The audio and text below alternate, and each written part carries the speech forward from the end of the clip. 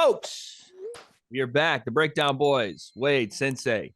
Oos. But once again, Sensei, I feel like we're back to back to back. I Your know, boy bro. MJ in the 90s with it. You know what I'm saying? Yeah, there you go, Wade. Okay. Relax. That's all I'm giving MJ. But we are back to back with the interviews. We just interviewed Vidal Riley, but he's not the man of the hour now. Now we have main event NichLmao or NichLmao. I don't know how to say your name, brother. How is it? Hey, but both of those work Both great. those work? Okay. How's it going, guys? Thank It's you so much for NichLmao having in the me. building. Yes, man. Look at that hair, by the way, Sensei. I'm very jealous. I'm very jealous. We couldn't do that if we tried. I'd look like a No, Brillo bro, this pad. is it. I think you would have the fro. I don't know. But I did have the fro. I gotta get a picture when I was a there little you kid. I had a go. little There fro you go. going. He's gonna tell his stories. So Nick, you are in the main event of Misfits #5 without ever having a fight. I just find this so interesting. This is crazy. Talk to me about, like, one, why influencer boxing? Why did you start? And did you think you'd be where you're at this quickly? So why influencer boxing? Yeah. This was just like, as a kid, I followed it from the start. Like Theo Baker, Joe Weller, I watched that on YouTube. Hold on a second. How old were you for Theo Baker, Joe Weller? Yeah. If that was that 2017? Yeah, it was like the end of 2017. Yeah, I would have been 15, Oh, 16. my Yeah, Lord. 16. Wow, And I'm an old man. Okay. Here we are. Thank you. Let me go ahead and hit my Metamucil. Okay, so yeah, you were following it as a kid, and then you enjoyed it so much you wanted to do it. It was just the coolest thing. Like I was like, oh my gosh. And like when like KSI Joe Weller, and I always support KSI even against like Logan. It was sorry. It was so awesome to watch. I just knew I wanted to do it. So then one day I just was like, I hit up a coach in September last year and was like, let's just get training because you never know, right? Right. Yeah. And then Happy Punch, Keemstar hit me up 15 minutes later. They're on the phone. They say, hey, you want to fight Jay Swingler? I'm like, sure. Crazy. But then actually, funny story, they canceled the fight. This was before Christmas, and they told me, no, I didn't get it. Another guy got it. And then I stopped training for Christmas because I went home to family. And then right after Christmas, they called me, and I was like, hey, you want the fight? I was like, damn. So wait, can you tell us, do you know who the other guy was that got it? And then they ended up going the other way? I'm sure I can tell you. It was an Instagrammer called Jackson, I think. Okay. I don't know too much about it. I was thinking, well, imagine Sensei, it's like, oh yeah, they wanted Kenny for it, and they didn't. Like, no, yeah, I know. It's like, oh god, no. But okay, so Jackson if Mahomes? I get the timeline right, Jackson Mahomes, stop that. If I get the timeline right, you started boxing in September, you said?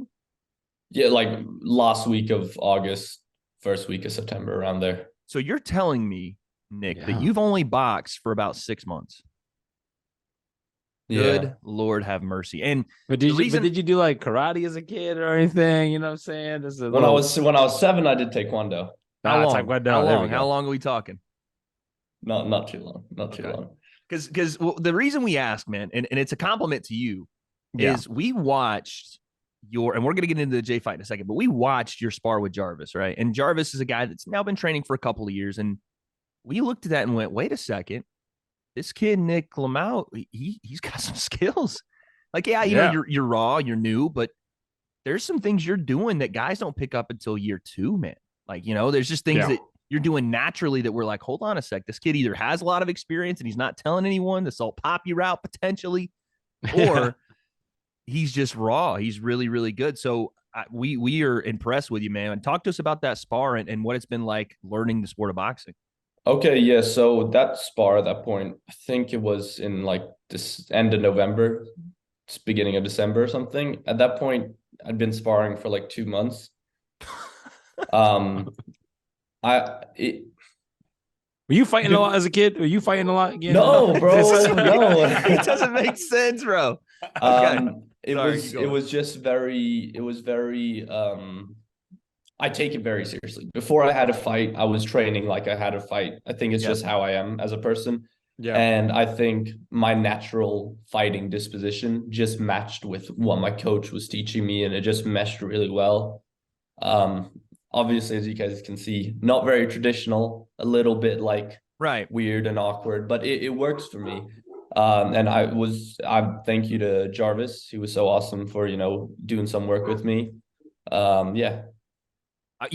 What you said about having a good disposition, or a good relationship with your boxing coach. Sensei and I were talking about this off camera the other night. Yes. It's so important, man. It's so important, especially for you guys and people in influencer boxing, to learn who's the right coach, not who's the right name, because the pro boxing scene, and Sensei could probably speak more to this, coaches are there to enhance already like people that have ridiculous talent already, right? They're going to give you that next little bit. But when they're dealing with people from ground zero, it's almost like completely unfamiliar territory to them. They're like, how do you train this person? They don't know how to throw a jab. So with you getting with the right coach, and I don't know, who are you with, by the way? His name's Adon. He used to train Jake and Logan. Okay. So he was Logan, like for the Mayweather fight, he was a assistant coach with Milton. Okay. So Okay. Yeah. So and it makes sense that you even bring up Logan with a non-traditional style and the way kind of that you move too. And I didn't think about that, and now I'm making that connection. They do look a lot similar, Sensei, But so pullback style, yeah. So I really appreciate that point, because I think a lot of people in the influencer scene aren't getting that. Even a guy like Jake, who trains with BJ Flores, is BJ's first client. BJ had never trained anyone, so Jake being with BJ, it was just a perfect match. You know what I mean? So that's exactly awesome. What you want out of that stuff. So let's kind of dive into that Jarvis spar a little bit. And obviously, we love Jarvis over here, and we're excited to watch him fight. And I know you guys are good buddies. What did you take away from that spar? Well, he kind of went into it. He was like filming a YouTube video that day where he was like boxing other YouTubers, and he was like, I don't know, boxing with his hands tied behind his back. I think he kind of went into it with that mentality that because I told him I'd only been boxing since like September. Right. I think, I don't know how much of the footage they released, because I didn't even give like a minute, maybe. Yeah. But in the beginning, you can see, like the first round, actually, you can see his like frustration, because I was tagging him up a lot. And he definitely, I think he picked up the pace a bit, because I mean, naturally he's been training 3 years. So obviously he's heavier than me. He had lighter gloves than me. So when he started to pick it up, I definitely felt it, and it put me more in the back foot. But I think it showed me that I could still go in there and hold my own with someone. And I think Jarvis has been training technically, because I think Jay took a break, but just, let's say that the same level, it just showed me that I could go in there and stay in the ring with someone at that caliber. For sure. But yeah, and also that was, last year. I've improved a lot since then. So it's going to be good. Yeah. Sensei, when you're watching that spar, what do you take away from what Nick's doing in there, man?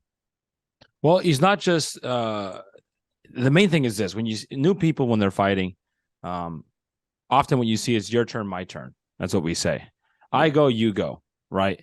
And we saw the little things of you letting him go so that you can catch him, or make him miss, make him pay type stuff that you don't tend to see. Be able to fight off your back foot effectively, pull away, land shot, circle back out, these type of things that we were seeing.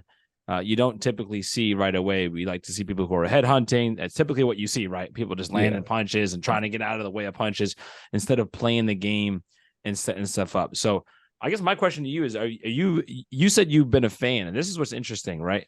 You just got into training boxing, but you've been a fan now of boxing. So you've been thinking about wanting to box, right? I assume that you're a fan of the sport now, would you say? Yeah, I'm bad. Like I feel like you're gonna kind of lead into like me watching a lot of boxing. I don't actually, which I mean I've started to do now for the fight. Yeah. But yeah, no, I really only watch influencer boxing. I don't think that's a bad thing, though. I don't think. No. What's funny is like you became a fan of boxing through influencer boxing, right? Yeah. And your style of boxing even is influenced, and this is something I think is super cool, by other influencer boxers. Yeah. Isn't that crazy, Sensei? So when insane. we would watch boxing and we'd style after like a guy like Roy Jones or Floyd or somebody else, we got Nick potentially styling after a guy like Logan, combining it with a guy like Jake, combining it with a guy like KSI, and having his own style based off other things that I think it's super cool. Yeah. And not watching boxing sometimes is a way for you to stay creative, right? Because sometimes the way you watch and who you watch influences what you do. For you, you said I kind of have my own style. It's a little goofy. It's a little awkward. I like that. Keep that, because you are your own style here, right? You are your own 100%. individual. And there's people like in combat sports across years, guys like TJ Dillashaw, this is more MMA, but John Jones, they didn't really watch anyone. It just kind of came up with their style. And because of it, they were so unique. So I think that makes you unique. I want you to keep that. But I did want to ask you, you said that you frustrated Jarvis early in that spar. And I think that we saw a little bit of that in the little clip, you know. What I think that you're going to bring, and we'll transition here to the J fight. What I think you're going to bring to a lot of guys here is frustration, and I think that word is so key, because I think a lot of people are going to look at you in this fight and say, "This kid has 5-6 months of training. Jay's been doing this 2 years. He knocked out Churdley's. There's going to be a lot of people counting you out." I think you're going to frustrate a lot of people with, again, how long and how efficiently you stay in there and start to build momentum. Talk to me about, again, taking on a challenge like that with Jay and being able to show yourself well. Well, well, with Jay, I wanted the fight because I think he's good enough that I'm not taking. Sorry, excuse me. I just. No, you're good, bro. He's good enough that I'm not taking an easy fight, but he is someone that's so challenging that it's pushing me to my limits every day, you know? Yeah. Right. That makes sense. So, sorry. No, you're good. Sensei, we'll go to you on this. I like what Nick said there. He's taking a fight that it doesn't look like he's taking an easy one. And again, yeah, no way. It's a debut at a main event. I'm saying the kid's got balls, man. He's like, yeah, I just wanted to take something that's not against too somebody easy. who fought on, Logan. Was Jay's debut against Gibb? It was against Gibb, yeah. That was my night too, right? The Logan KSI 1, right? So to take on a guy like that as your debut in a main event, right? I mean, you haven't had a fight yet, right? So this is your first fight, and how is it? Did you feel, because like knowing that Jarvis was recording, that's a bit of a simulation where you know that you're being watched. There's more eyes are going to see your performance. Did you feel anything there different than like a typical spar? Did you feel anything there? Because that's a big thing too. It's your first fight, but you're going to be in the limelight, right? You're going to be on a big stage, right? So I think it's just a spar, Yeah. There's not much cameras, no cameras. It's same thing. The main card thing didn't really matter. I didn't even know it was a main card. Because I just said yes. I didn't ask any questions. Right. And then my friend called me up. He was like, "Bro, are you watching this? Your poster on Misfits 4." So I didn't even know, actually. It was pretty crazy. You're going to be in there with 5,000 people in that arena, right? And every one of them being in Jay's hometown. This is his backyard. Yeah. Screaming fans, right? Yeah. How do you deal with a lot of that? Because it's not necessarily pressure on you, but I would say it's an environment you haven't seen. How do you deal with that? Well, I don't mind it for me. The only stress is I hope, my family and friends that are flying in to see this event are safe. Because I mean, of course, yeah. Well, I mean, I know they're pretty hardcore out there. They're rowdy. They're rowdy. Yeah, they're rowdy for sure. And I mean, I grew up supporting KSI versus Logan, so I was a little bit of that, mob mentality. Yeah. But I hope they can keep it civil. I don't mind the boos. I don't mind being yelled at or cursed at. Just let's keep it not violent. That's how I feel. I agree. Let's keep everybody safe. Be a fan. Be a hardcore fan. But let's leave it there. Yeah, exactly. Now I do want to know, and Sensei, I think you want to talk more about this. You wanted to ask more about the strategy going in here, yeah? Yeah, no, I don't want you to obviously feel like you're revealing too much, but I'm interested to hear what your approach is. You've been boxing for a short period of time, but I like what you've shown in your sparring with Jarvis. There's a bit of a tell there. So what is your, not say prediction, or like your whole plan, but how do you want to approach this fight? How do you see this fight going? Yeah, I think a big advantage I have is I'm able to adapt. My coach says he thinks like one of the things that gives me a bit of an edge is I have a natural like kind of boxing IQ. Mm. So I think a lot of it is dependent on Jay, because I think he's going to go into headhunting first round. If he does, then I have a strategy for that. If he treats me with a little bit more respect, then I have a strategy for that. So a lot of it is dependent on Jay, but I am able to adapt in the moment to it. So I don't want to say too much, but I mean,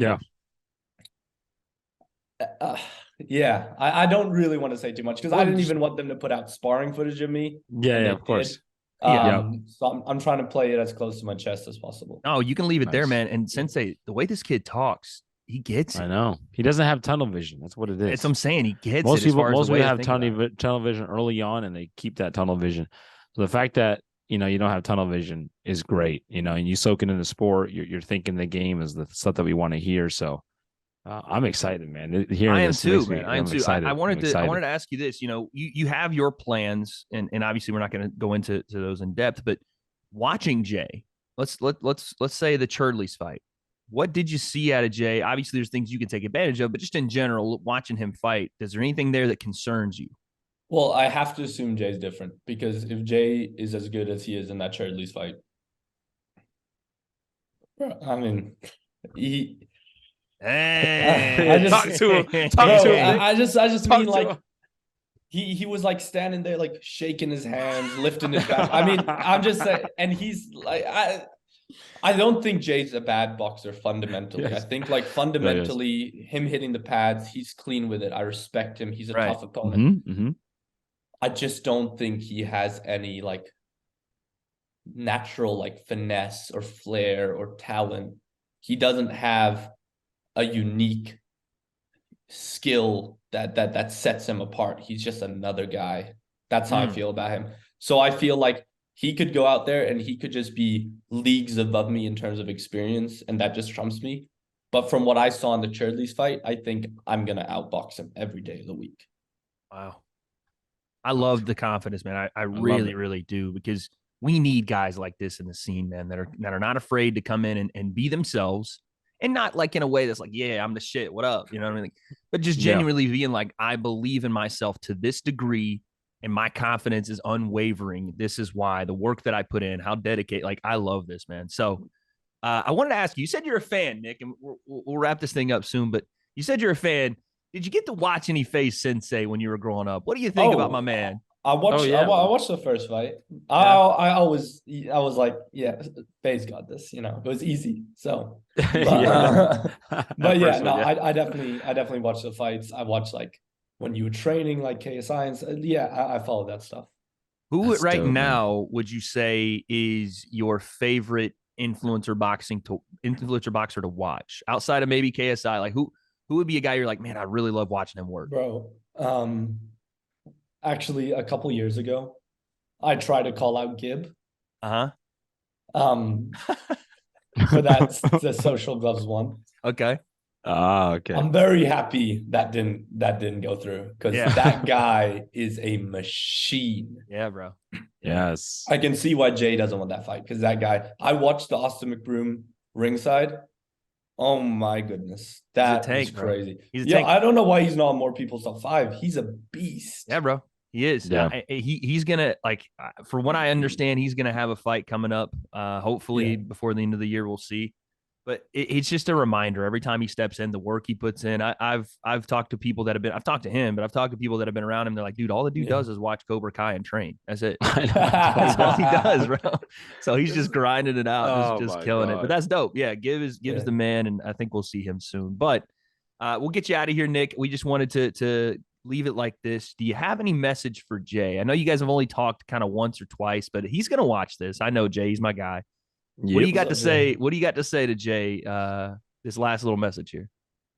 I said it in a Twitter space to him, but I'm a man with nothing to lose and everything to gain. I'm going in there as an underdog in his hometown.